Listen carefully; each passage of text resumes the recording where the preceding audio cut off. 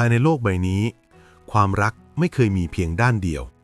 มันคือส่วนผสมของความสุขและความทุกข์ของความผิดหวังที่ค่อยๆหลอมรวมเป็นความหวังและของหัวใจสองดวงที่เดินหลงทางก่อนจะบังเอิญมาพบกันนี่คือเรื่องราวความรักที่ไม่ได้เริ่มต้นจากความชัดเจนแต่ค่อยๆก่อร่างขึ้นจากการใช้ชีวิตการเรียนรู้และการยอมรับหัวใจของตนเองนายสิบชายหนุ่มหน้าตาดีจากกรุงเทพสอบติดข้าราชการและถูกส่งตัวลงมาดำรงตำแหน่งในองค์การบริหารส่วนตำบลเล็กๆที่ตั้งอยู่ใกล้ชายทะเลอันเงียบสงบชีวิตใหม่ของเขาเริ่มต้นท่ามกลางสายลมเค็มกลิ่นทะเลและผู้คนที่แตกต่างจากเมืองหลวงโดยสิ้นเชิงในสิบยังโสดไม่มีใครในหัวใจเป็นคนเข้ากับคนง่ายมีเพื่อนฝูงมากมายทั้งผู้หญิงและผู้ชายแต่ลึกๆแล้วเขายังไม่อาจตอบตัวเองได้แน่ชัดว่าหัวใจของเขาโอนเอียงไปทางใดทั้งเรื่องความรักและตัวตนที่แท้จริงของตัวเองอีกฟากหนึ่งของทะเลชามีนชายหนุ่มใหญ่วัย30ปลายๆชาวประมงเรือเล็กผู้ใช้ชีวิตผูกพันกับคลื่นลมและความมืดของท้องทะเลอาชีพของเขาคือการออกหาปลากลางคืนเพียงลำพังแล้วนำมาขายให้พ่อค้าแม่ค้าที่แผ่ปลาในยามเช้าเป็นชีวิตที่เรียบง่ายแต่หนักแน่นและโดดเดี่ยวชามีนอาศัยอยู่กับแม่เพียง2 คนพ่อจากไปตั้งแต่เขายังหนุ่มหัวใจของเขาเคยมีใครบางคนครอบครองแต่ความรักครั้งนั้นจบลงด้วยการถูกทิ้งไว้กลางความเสียใจนับจากวันนั้นเขาปิดประตูหัวใจไม่กล้าเริ่มต้นใหม่กับผู้หญิงคนใดอีกเลือกจะอยู่เป็นโสดใช้ชีวิตไปวันๆพร้อมบอกตัวเองเสมอว่ายังไม่พร้อมจะรักใครท่ามกลางทะเลที่กว้างใหญ่และชีวิตที่ดูเหมือนไม่เกี่ยวข้องกันเลยการพบกันของชาย2 คนจะกลายเป็นจุดเริ่มต้นของเรื่องราวที่ทั้งเจ็บปวดอ่อนโยนและงดงามเกินคาดความรักครั้งนี้อาจไม่ได้ง่ายแต่อาจเป็นคำตอบของหัวใจที่หลงทางมานานแสนนานเส้นทางจากกรุงเทพลงสายใต้โดยขบวนรถไฟปรับอากาศตู่นอน172จากกรุงเทพมุ่งหน้าลงสู่สายใต้เมืองหนังลุงและสตอ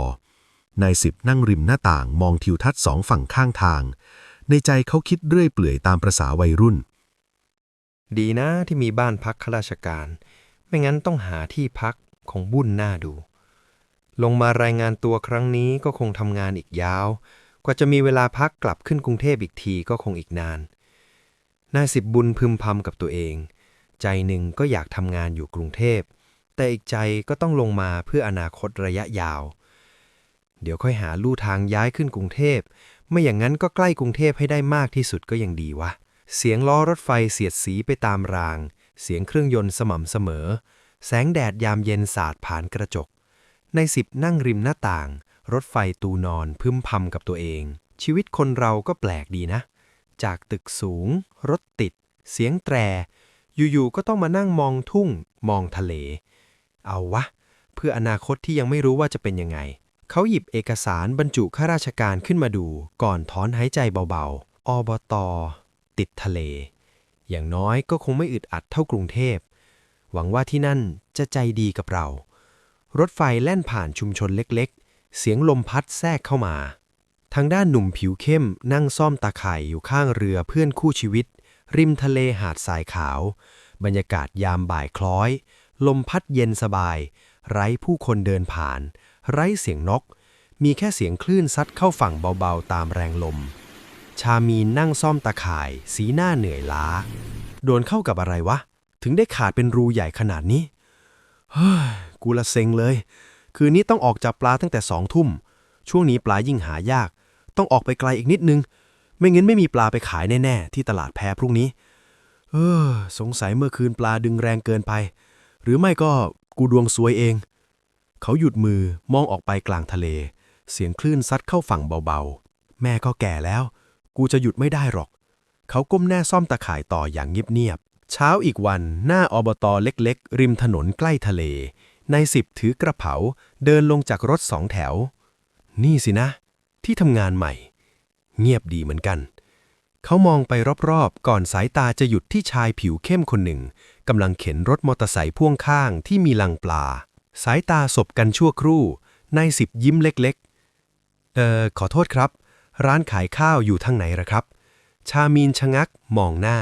ตรงไปเลี้ยวซ้าย ร้านเดียวในซอยนั่นแหละ ขอบคุณครับนายสิบกำลังจะเดินไป ชามีนพูดต่อ เพิ่งย้ายมาเหรอ หน้าไม่คุ้นนายสิบหันกลับมา ยิ้ม ครับ มาทำงานที่อบต.นั้นก็คงต้องอยู่ที่นี่อีกนาน ทั้งคู่สบตากันอีกครั้ง ไม่มีคำพูด แต่เหมือนมีบางอย่างเริ่มเคลื่อนไหว เย็นวันเดียวกัน ริมหาด แสงอาทิตย์กำลังจะลับขอบฟ้านายสิบเดินเล่นริมทะเล บังเอิญเจอชามีนกำลังเตรียมเรือ จะออกเรือหรือครับ ออกกลางคืน ไม่เหงาหรอ ไปคนเดียวแบบนั้น ชามีนชะงักมือหยุดผูกเชือก ชินแล้ว อยู่คนเดียวมันปลอดภัยกว่านายสิบมองหน้าเขานิ่งไปครู่หนึ่ง ผมไม่ค่อยชินกับการอยู่คนเดียว แต่ก็กำลังพยายาม ลมทะเลพัดแรงขึ้น ชามีนยิ้มบางๆ งั้นก็ค่อยๆชินไป เหมือนคลื่นนั่นแหละ แรกๆก็ดัง นานไปมันก็เงียบนายสิบหันมองทะเลก่อนมองชามีน แต่บางคลื่นก็ไม่เคยเงียบจริงๆ ใช่ไหมครับ ชามีนไม่ตอบ เพียงมองออกไปกลางทะเล หัวใจที่เคยปิด เริ่มสั่นไหว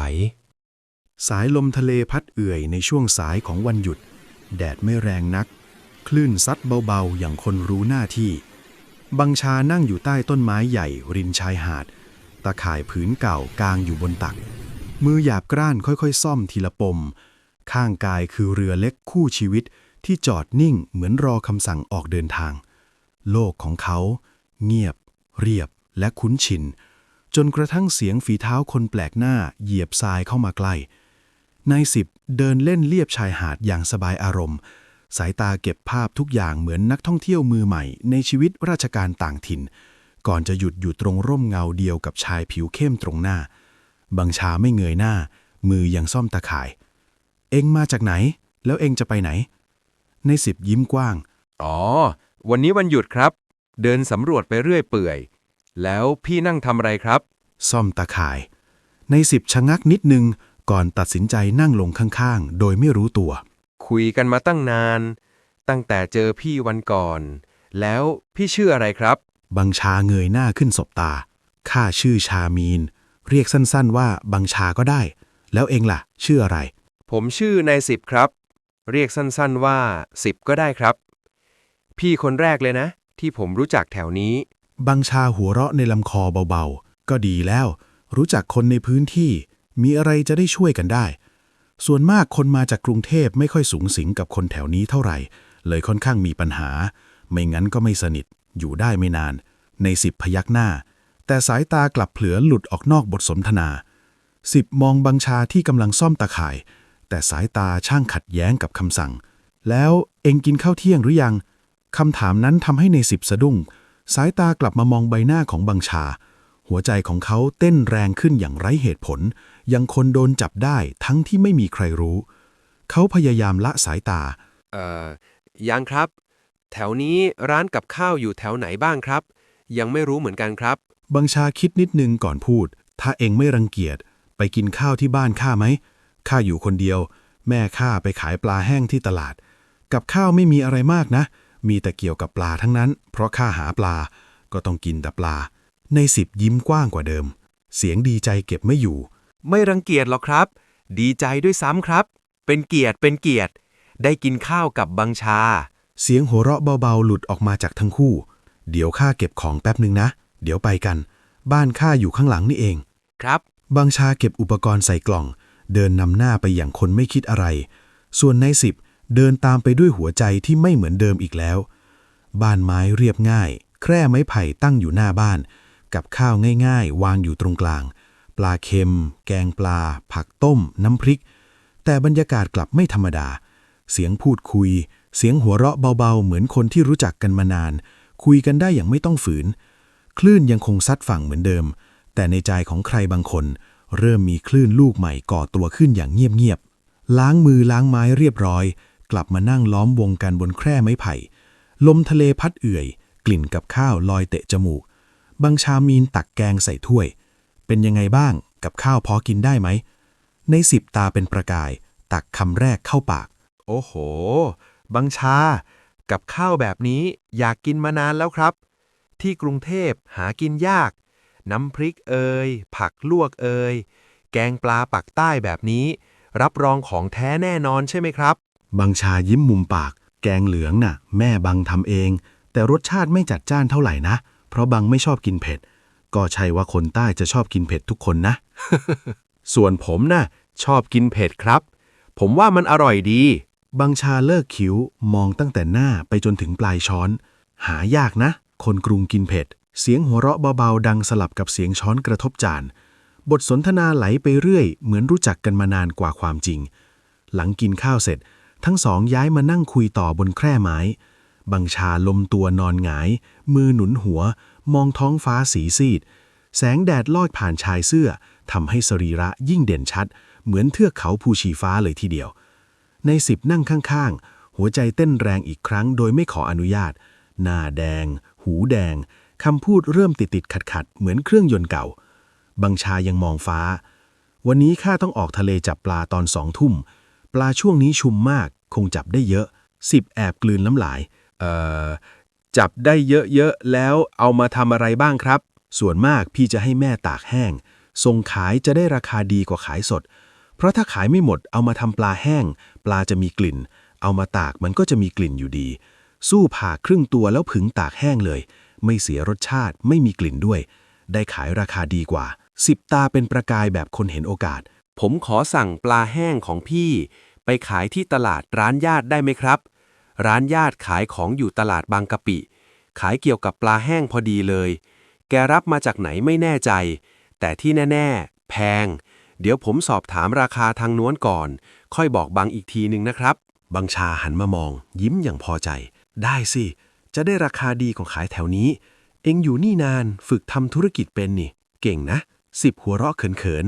ว่าแต่บังไม่มีแฟนหรอครับ ๆ บังชาสีหน้าหยุดนิ่งไปชั่วครู่ เคยมี แต่นานมาแล้ว แค่คบกันนะ แต่เขาเจอคนที่ดีกว่า เขาก็จากไปสิบทำหน้าเห็นใจ แต่ยังแอบอยากรู้ อ้าว แล้วก็อกหักสิครับ หนักไหมครับ บังชาถอนหายใจเบาๆ เอาเรื่องอยู่นะ ทำใจอยู่นานเหมือนกัน เข็ดแล้วกับความรักสิบทำหน้าเจ้าเล่ห์ขึ้นนิดหนึ่ง แล้วถ้ามีอารมณ์ล่ะทำไง บังชาหัวเราะฮือ ก็ช่วยตัวเองสิวะ มันจะไปยากอะไร หรือว่าเองไม่เคยทำสิบหน้าแดงทันที ก็เคยทำคนเดียวนะ บังชาหัวเราะดัง ก็ต้องทำคนเดียวสิวะ ใครจะมาช่วยทำ เองก็พูดแปลก บรรยากาศเงียบไปเสี้ยววินาที แต่เป็นความเงียบที่ร้อนแปลกสิบรีบเปลี่ยนเรื่อง ว่าแต่บังจะออกทะเลคนเดียวเหรอครับ ผมไปด้วยสิ ผมว่าง บังชาหันมามองจริงจัง เองแน่ใจเหรอ เองเมาคลื่นไหม ไม่นะ ผมไม่เคยเมา ผมชอบด้วยซ้ำ บังชายิ้มบาง ก็ไปน่ะ ไปได้อ้าวลองไปดู ครั้งนี้ไปไม่ไกลมากหรอก ไปแถวหน้าเกาะนี่เอง คืนนี้ฝูงปลาจะมาแถวนี้เยอะ เจอกันหน้าหาด2 ทุ่มแล้วกัน ถ้าข้าไม่เห็นเองข้าไม่รอนะสิบยิ้มกว้าง ได้เลยครับ ถ้าอย่างนั้นผมกลับบ้านพักก่อนแล้วกันครับ กลับไปเตรียมตัวนะ บังชาหัวเราะ จะเตรียมตัวอะไรวะ แค่ไปนั่งดูข้าจับปลา รอยยิ้มของบังชาทำให้ในสิบใจสั่นอีกครั้ง ทั้งสองแยกย้ายกันไป 1 คนเดินกลับบ้านพัก อีกคนเริ่มเตรียมเรือ ต่างคนต่างรู้ดีว่า คืนนี้ไม่ใช่แค่คืนออกทะเล แต่เป็นคืนที่หัวใจอาจได้ออกเดินทางพร้อมกันเป็นครั้งแรก เรือเล็กลำเก่งค่อยๆแหวกผิวน้ำออกจากฝั่ง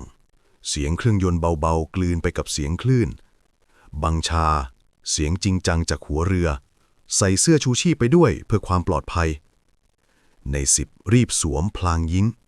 ครับบัง แสงจันทร์ส่องกระทบผืนน้ำเป็นประกายระยิบระยับทำให้ทุกอย่างดูชัดเจนกว่ากลางวัน ทั้งใบหน้า ทั้งรูปร่าง ทั้งระยะห่างระหว่างกัน คืนนี้บังชาดูกระฉับกระเฉงเป็นพิเศษ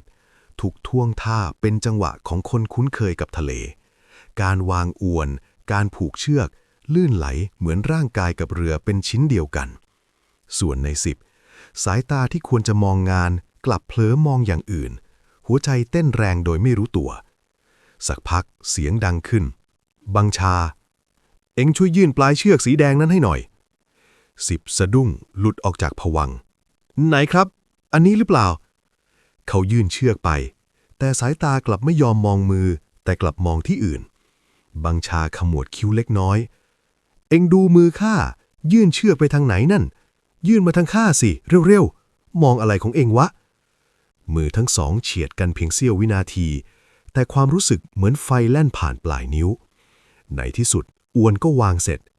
บังชาสุดนั่งที่ปลายเรือเสียงหายใจหอบเบาๆขาเหยียบขอบเรือทั้งสองฝั่งภาพตรงหน้าทำให้ในสิบต้องกลืนน้ำลาย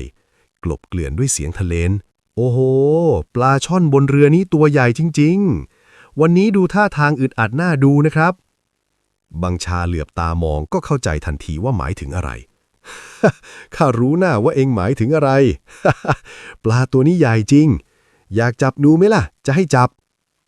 สิบยิ้มอย่างเจ้าเล่ห์ทรงใสสาหวานบังกล้าให้จับไหมล่ะถ้าผมจับแล้วไม่อยากปล่อยล่ะถ้าไม่ปล่อยแล้วจะทำอะไรอ้าวถามได้กล้วยอยู่ในมือก็กินสิครับรออะไรอยู่ล่ะบังชาทั้งเขินทั้งตกใจ กินได้ด้วยเหรอกินยังไงวะสิบขยับเข้าไปใกล้จนได้ยินเสียงลมหายใจของกันและกันทำให้บังชาสะดุ้งเฮ้ยข้าพูดเล่นแต่ดูเหมือนทุกสิ่งทุกอย่างสายเกินไปแล้วในสิบไม่รอช้าจัดการทุกสิ่งทุกอย่างอย่างรวดเร็วริมฝีปากสัมผัสจุดนั้นครั้งแรกทำให้บังซารู้สึกถึงความเปลี่ยนแปลงทางร่างกายการตอบสนองอย่างรวดเร็วมันเป็นความรู้สึกที่แปลกใหม่ในชีวิตของเขาใจหนึ่งอยากหยุดมันอีกใจอยากรู้ถึงแรงสัมผัสทำให้เขาปล่อยร่างกายตามสบายพยายามผ่อนคลายให้ได้มากที่สุดส่วนในสิบก็เช่นกันเป็นไปตามบทบาทที่ได้รับสักพักเสียงไอในลำคอของบังซาก็ดังขึ้นเบาได้เบาเอ็งเก่งวะเขาไม่เคยเจอเขาไม่เคยสัมผัสและรู้สึกแบบนี้มาก่อนมันช่างดีจริงๆเวลาผ่านไปเนิ่นนานคลื่นน้ำในทะเลซัดกระทบข้างเรือน้ำเซนกระจายทำให้เกาะติดตามใบหน้าเปียกชุ่มไปด้วยน้ำสิบผละตัวออกจากหัวเรือด้วยหัวใจที่เต้นแรงและค่อยๆลดลงเต้นอย่างสม่ำเสมอเสียงหายใจบังซาหอบยังเห็นได้ชัดเหมือนคนหมดเรี่ยวแรงในสิบมองหน้าแล้วยิ้มบางอย่างเขินอายความเงียบครอบคลุมสักพักบังซาจัดแจงทุกอย่างเข้าที่ก่อนเอ่ยด้วยน้ำเสียงเบาๆเราวางอวนสักพักแล้วน่าจะได้เวลาดึงอวนแล้วล่ะเอ็งมาดึงช่วยข้าด้านหลังนะแล้วเราขึ้นฝั่งกันคำพูดนั้นทำให้ในสิบรู้สึกผ่อนคลายไปในตัวไม่อึดอัดและเป็นกันเองขึ้นก่อนดึงอวนขึ้นเรือบังชาหันหน้ามามองในสิบแล้วเอ่ยเบาๆออกมาเอ็งทำให้ข้าแปลกใจจริงๆข้าไม่เคยรู้สึกแบบนี้มาก่อนเวลาผ่านไปช้าๆในสิบถอนหายใจโล่งขึ้นยิ้มบางขึ้นครับบังทั้งสองช่วยกันดึงอวนปลาตัวใหญ่ดิ้นอยู่เต็มลำเป็นคืนที่ได้ปลาสมใจและได้ความรู้สึกที่ไม่เคยคาดคิดเมื่อเรือเกยฝั่งหลังปลาอวนและกระชังถูกจัดเรียงเรียบร้อยหน้าเรือนไม้ทั้งสองยืนมองหน้ากันเหนื่อยแต่ยิ้มใต้แสงจันทร์ดวงเดิมหัวใจของทั้งคู่ไม่เหมือนเดิมอีกแล้วเช้าวันถัดมาทะเลยังเป็นทะเลผืนเดิมคลื่นยังซัดฝั่งตามจังหวะปกติแต่หัวใจของใครบางคนไม่เหมือนเดิมอีกแล้วบังชาตื่นตั้งแต่เช้านั่งนิ่งอยู่หน้าบ้านสายตามองออกไปไกลกว่าขอบฟ้าเมื่อคืนยังวนเวียนอยู่ในหัวความรู้สึกแปลกใหม่ที่ไม่เคยเกิดขึ้นไม่รู้ว่ามันคือความโหยหาหรือความคิดถึงหรือแค่หัวใจที่เพิ่งรู้จักคำว่าหวั่นไหวเขาส่ายหัวเบาๆเหมือนอยากไล่ความคิดออกไปแต่ยิ่งพยายามภาพหนึ่งก็ยิ่งชัดส่วนอีกฝั่งหนึ่งนายสิบนอนเอนอยู่บนเปลใต้ต้นมะพร้าวหูฟังเพลงเบาๆปล่อยให้ลมทะเลแกว่งเปลไปมาสิบพึมพำกับตัวเองเสียงแทบไม่ได้ยินคิดถึงตาบังชาวะตอนนี้แกกำลังทำอะไรอยู่นะเมื่อคืนเป็นครั้งแรกของกูก็น่าจะเป็นครั้งแรกของแกเหมือนกันดูท่าขาสั่นเชียวเขาหลุดยิ้มออกมาเองโดยไม่รู้ตัวไม่เคยเจอคนอะไรสงสัยกูติดใจแล้วมั้งเนี่ยคงลืมไม่ลงไปอีกนานเจอหน้ากันอีกทีหนึ่งแกจะว่ายังไงวะเปลยังแกว่งเพลงยังเล่นแต่ใจลอยไปไกลกว่านั้นบ่ายคล้อย นายสิบเดินเล่นริมชายหาดเหมือนทุกวัน แต่วันนี้เขาไม่กล้าเดินไปถึงจุดเดิม พื้นที่ใต้ต้นไม้ใหญ่ที่ความทรงจำยังสดเกินไป ไม่ใช่เพราะไม่อยากไป แต่เพราะกลัวคำตอบ กลัวสายตา กลัวความเงียบหลังจากความใกล้ และแล้วเสียงทักจากด้านหลัง ทำไมเองไม่ไปหาข้านายสิบชะงักก่อนจะค่อยๆหันกลับมา ทั้งสองยืนเผชิญหน้ากัน ใกล้แต่เหมือนไกล เขินแต่ไม่อยากถอย สิบเกาศีรษะเบาๆขอโทษครับ พอดีผมเหนื่อยหน่อยก็เลยไม่ได้ไปหาครับ ว่าจะไปหาตอนเย็นๆ ว่าจะชวนบังชาไปซื้อของที่ตลาดนัดด้วย เห็นมีตลาดนัดอยู่ฝั่งนู้น ไม่ต้องขอโทษข้าหรอก เองไม่ได้ทำอะไรผิด คืนนั้นข้าตกใจไปหน่อย เผลอลืมบอกไปเลย เองคงกลืนมันสินะ สิบเงยหน้าสบตา แม้ใจจะเต้นแรง อ๋อ เรื่องนั้นไม่เป็นไรหรอกครับ ที่ผมทำไปก็มาจากใจนะ จากความรู้สึกของผมเอง ถ้าผิดก็ผิดอยู่ที่ผม ไม่ใช่ที่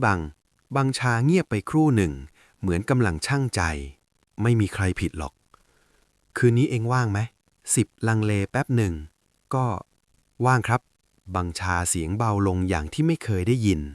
มาหาบังที่เราเคยนั่งคุยกันครั้งแรก เดี๋ยวบังรออยู่ตรงนั้นนะ คืนนี้2 ทุ่ม คืนนี้บังไม่ได้ออกทะเล คือ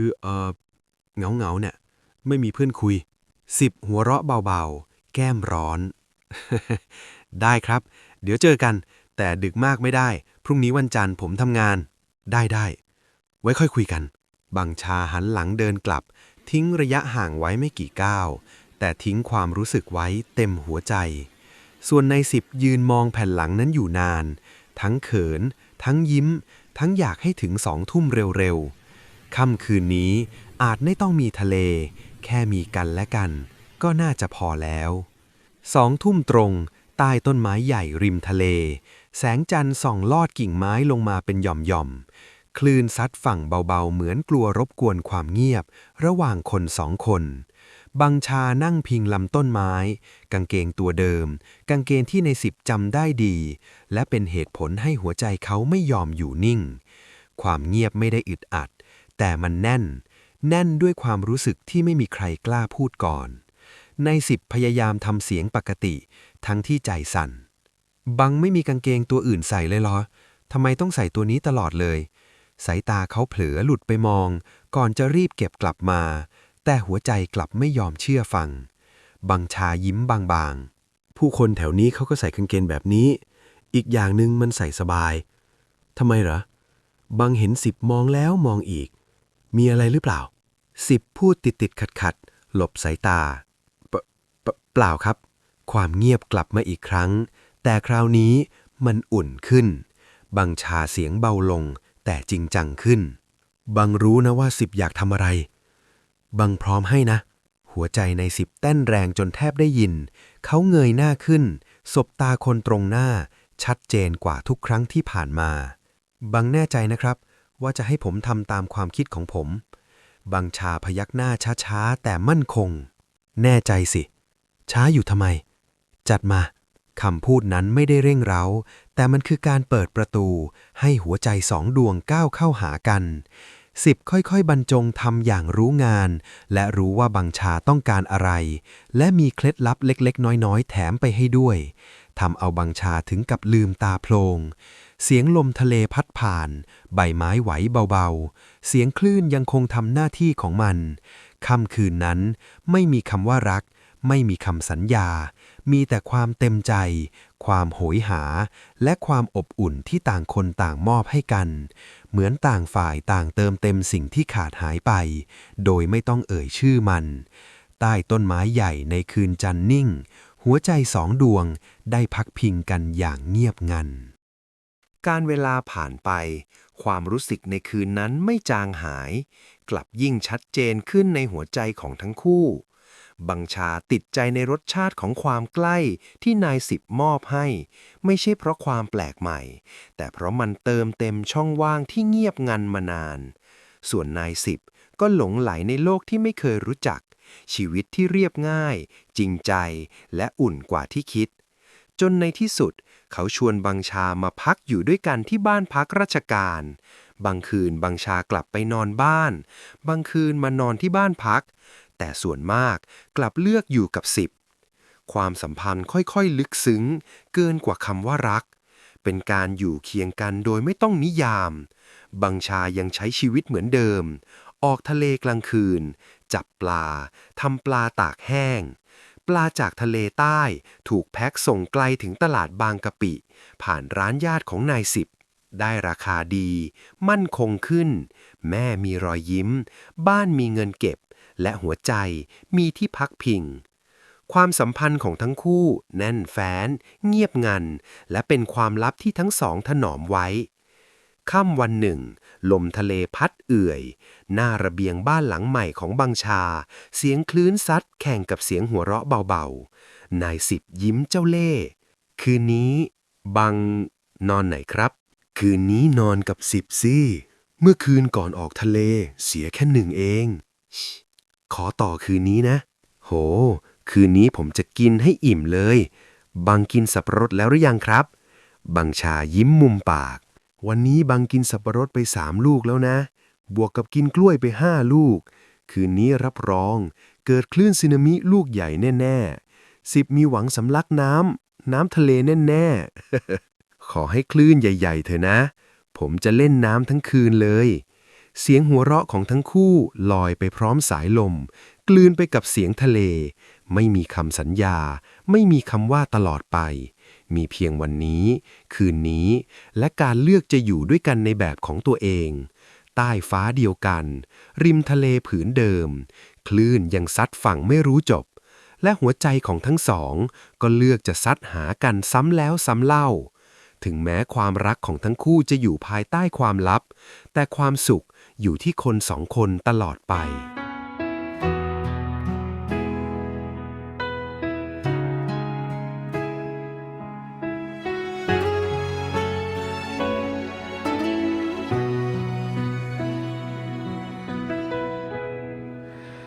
ใต้ฟ้ายามค่ำริมทะเลเงียบงันสองชีวิตเดินสวนกันด้วยหัวใจที่สั่นไหวไม่ตั้งใจจะรักไม่คิดไกลแสนไกลแค่ความเหงาพาให้เราได้เจอกันคืนแรกคือความเงียบงันที่ดังในหัวใจเป็นความรู้สึกใหม่ที่ไม่เคยเข้าใจไม่ต้องอายคำว่ารักไม่ต้องผูกมัดใครแค่มีใครสักคนให้นั่งฟังคลื่นด้วยกัน